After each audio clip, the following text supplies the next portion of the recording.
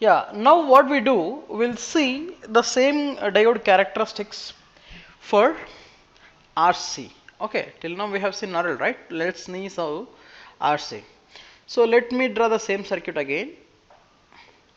So which is having a switch, which is having a diode, and but here the circuit is having resistance as well as capacitance, and in this case how the circuit will behave, let us observe that. So the voltage here is plus minus Vs, the diode plus minus Vd, so the load is V0, so the drop across the resistance is Vr and the drop across the capacitance is Vc, and this is the switch. Okay, now the same thing we'll do again. So these are actually very simple things, so we have to understand that carefully from a fundamental point of view, nothing else. So my supply voltage is Vs, so the Vs is a DC. Now the switching is happen at different time instances, so that the time axis is time in seconds. Even if I am not mentioning, you just assume that is time in seconds. Now say till this point of time t1, what is actually happening? Now let us close the switch. Now once you close the switch, the current starts flowing through this, and that current is not a constant current. So I can represent directly the current as I, but that is incorrect, because since the presence of capacitor, the current is changing, so I should represent is the current with I of t. That means the current is changing with respect to the time. Now let us write the equation. So like this thing, or you can write the KVL also. Like if we are starting from minus, you can write that minus Vs plus the diode drop assuming d to 0. So I of t, or I of t into R, plus the voltage across the capacitor is 1 by C integral I of t into dt. Okay, so now we just think here, so that is equal to 0. So let us put that Vs at the other side. Vs is equal to I of t into R plus 1 by C integral I of t into dt. Now let us see how we can solve using our used software, that is Maple. So I am bringing that software here, and let us see that how we are using that. Now here, now V is equal to I of x. Let me write instead of t I of x. Okay, I of x into R plus it is 1 by C, right?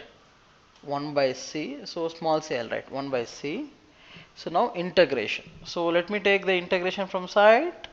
So integration I of x into dx, integral I of t dt, like we are I writing I of x into dx. This is the equation that we are getting. So this equation, so you already know that these integral equations cannot be solved directly. So first of all, we'll derive with respect to the x. So differentiate with respect to x. Now we are getting this equation. Now we'll solve this equation. Now the solved differential equation with respect to I. Okay, let's.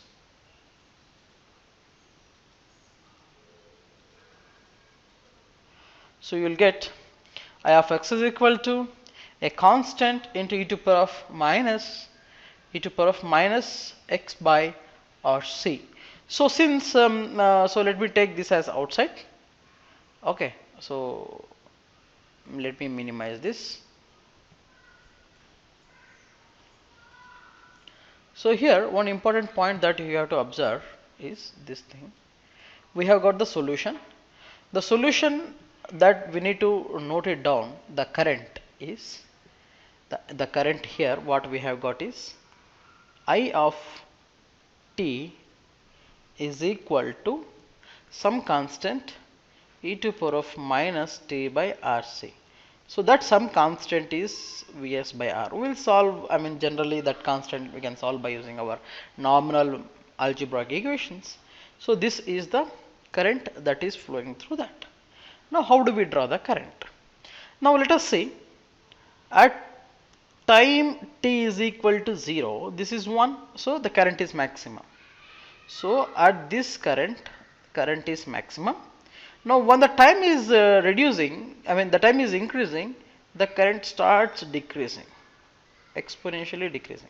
So I'm not just perfectly right drawing that. So it will somewhere it will become equal to 0. So now if you see the 90% of decay, that is the time constant, the tau, we can call that tau, the time constant value is RC in this case. Similarly, if you want to do, if you want to find out the voltage across capacitance, so voltage across capacitance Vc of t is equal to 1 by C integral I of t into dt. So substitute this I of t here and you calculate this, then you will get Vc of t is equal to Vs into 1 minus e to power of minus t by Rc.